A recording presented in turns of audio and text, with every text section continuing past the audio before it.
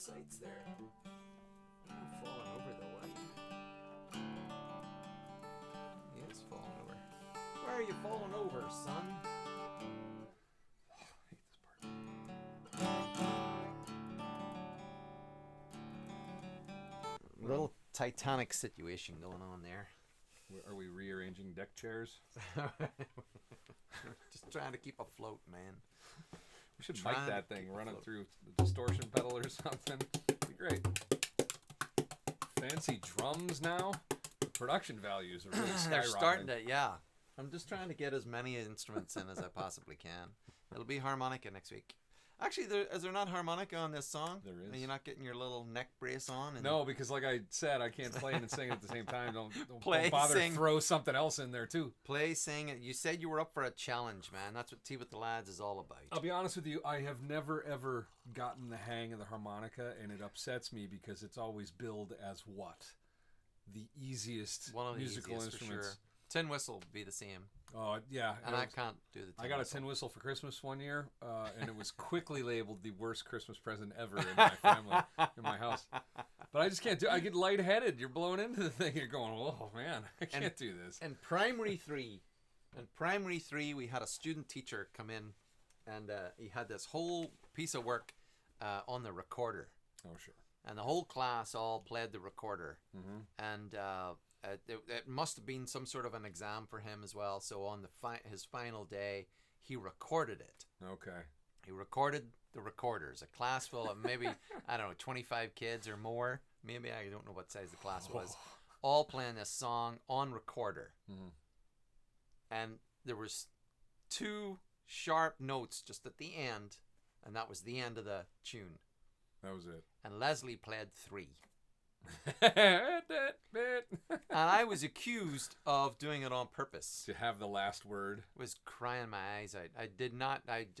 It was a stupid thing anyway. It was awesome. a stupid thing anyway. But I played an extra bum note, and I was reprimanded. Well, you know.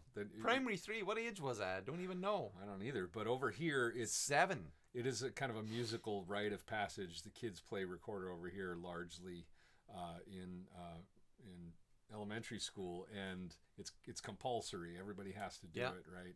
And I got out of it. I think this was 5th grade. 5th grade, sure. I did not have to take recorder lessons. And most kids, like the recorder experience in like 4th or 5th grade, whenever they do that, is the only musical instrument experience they'll ever have. They're not yes. musical. They're not they're into it. They're not going to get a guitar. They're not going to do anything else with it. But I got out of it. I didn't have to do it because I was taking guitar lessons. Ah. I just started guitar lessons, and that was enough for me. Yeah. I also own my grandmother's mouth organ. Which is ever so slightly different than a harmonica. My grandma's mouth organ, new band name, I call it. It's the kind of band that could play at the Dubliner on a Friday night. The kind of band that does play at the Dubliner on a Friday night. Pack the place out. Yeah, I've never used it. I can't play it. She used to play all sorts of... Is it... So when you say mouth organ, you're differentiating that from a regular harmonica, So a harmonica is push and pull, and the 2 notes, and it's just one. It's just one octave the whole way up, and then a different octave all the way back to. This has, I don't know, it has like 34 holes on it. So you can play. It's a chromatic thing. Yeah, you can play any key on it. You can play, Okay. So but I've never tried it. I don't know. Like I could at this tried point. it, but I've never. To soak that in vinegar for a while, it must be rusty. You know. No, that's how I keep the memory of my old grandma alive. Just put it up on a shelf and call it a day. My Granny McLaughlin. I think I have my granny's sock darner, but you know. Oh really? Mouth organ. No, you don't. Too. You don't ever put. You don't put the. You definitely don't put the sock darner in your mouth. That's for sure. Don't turn that into a mouth organ. Hey, you picked the song this week. I did. Well, again, like last week, we got a request for a bunch of stuff. So I sort of blended a request with something that I like and I'm familiar with. So we've had a number of requests for Bruce Springsteen. So I picked a Bruce Springsteen song, albeit perhaps not one that was on the list directly. But I like this song, Blood Brothers, and... It's a good little ditty. I'm a sucker for a song that kind of starts off real sparsely. Yeah. Just a vocal and a guitar line on the recording one, or if he does it live, I think they have a lot of organ going on behind him, and then the band kicks in. It's got a cool little train beat, little shuffle thing that's just really cool. No, they have like 5 versions of this. There's a lot of versions. Yeah. Yeah, because they never really. I don't know that they ever. I mean, they settled because it got released on the Greatest Hits album, and yeah, from what I read, this was made. Literally, it was recorded for the EP that was to accompany a documentary video of the same name that was released in 1995 to sort of document Springsteen's first reunion with the E Street Band for the first time since he left it in like 1989 or something. Yeah, it was something like that. Yeah, he got the band back together for a week to record a couple songs for the Greatest Hits album, and they made a documentary. He abandoned them. Wasn't when Born to Run came out, I was full on in heavy metal land. So I was still in the Def Leppard world and the Wasp world and the AC/DC. So good. And I was too. Motley Crue and all that sort of stuff. So, and I didn't like, because just like we talked about last week, I didn't like Born in the USA because I didn't take the time to ever listen to the lyrics. Yeah, I hear you. Right? So it was just a rah-rah, and I didn't want it.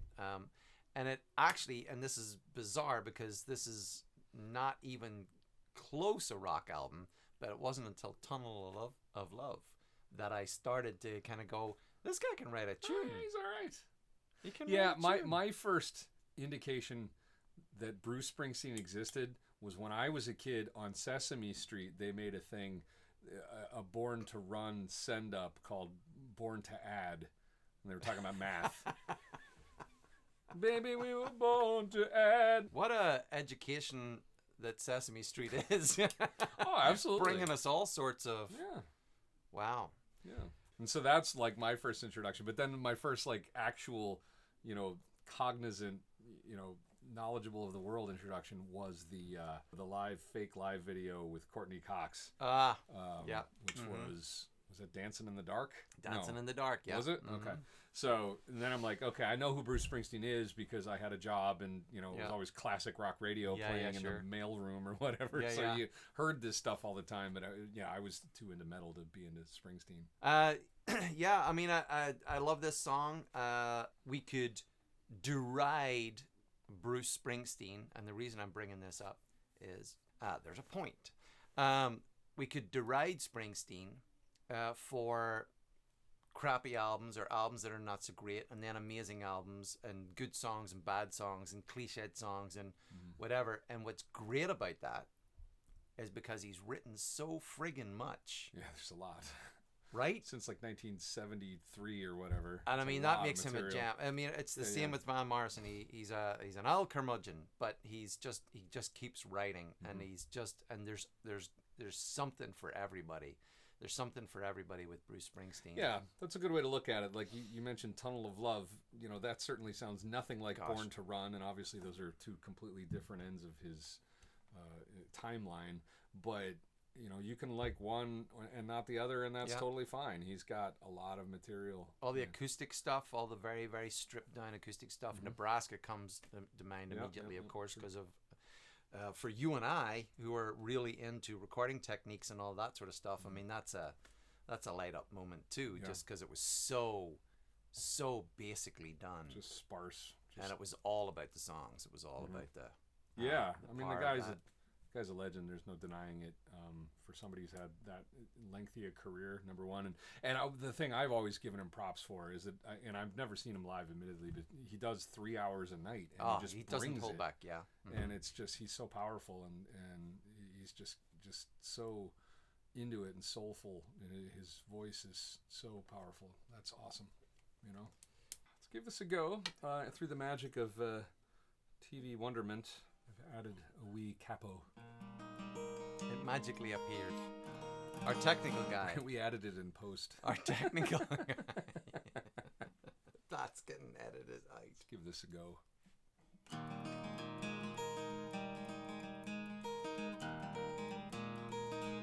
We played King of the Mountain out on the edge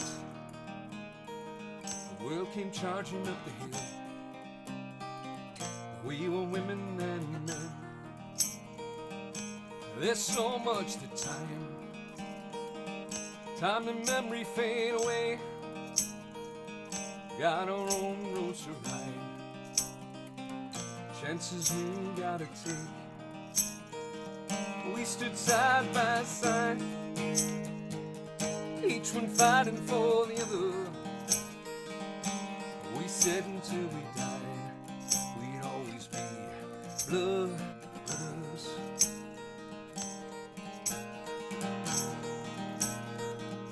Now the harness of this world slowly grinds your dreams away,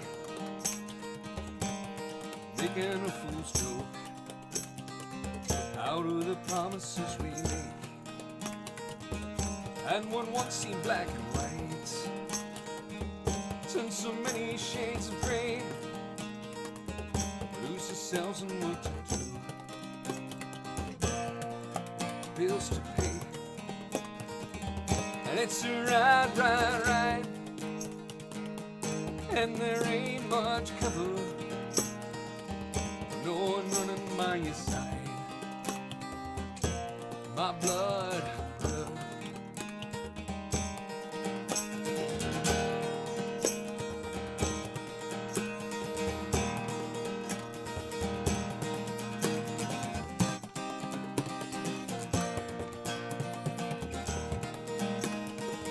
Out in the houses of the dead, pencils falling in their tracks, always moving ahead, never looking back. I don't know how I feel, don't know how I feel tonight. If I fall beneath the wheel, if I lost or if I gained sight, I don't even know why.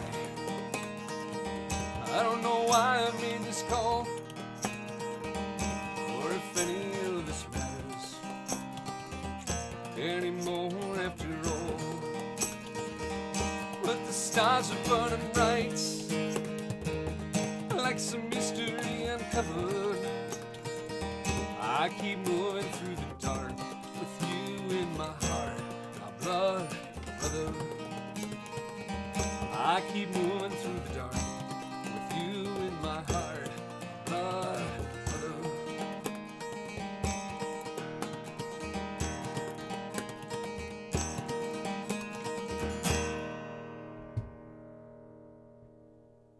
Good drumming. You are now. Good drumming. Thank you, everybody, for hanging out with us. I hope you enjoyed your tea. Actually, we had almost an emergency. This was an emergent tea. This was the last tea bag of Nam Barry. was we had to dig deep for more tea bags. I was nearly on the verge of having to drink Barry's. Oof, like this. We got replenished. We're good. And, we managed the stocks well, I'd like to think.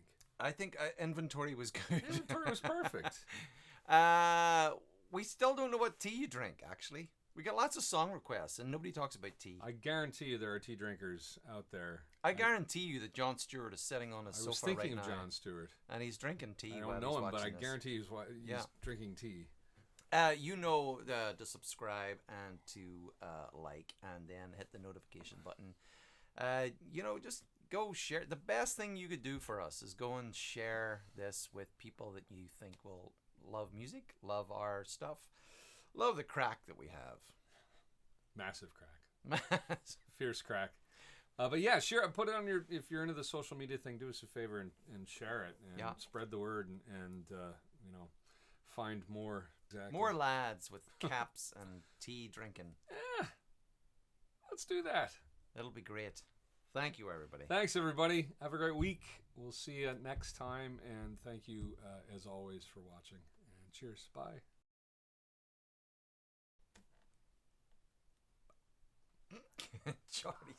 Charlie's coming through the roof. He is too.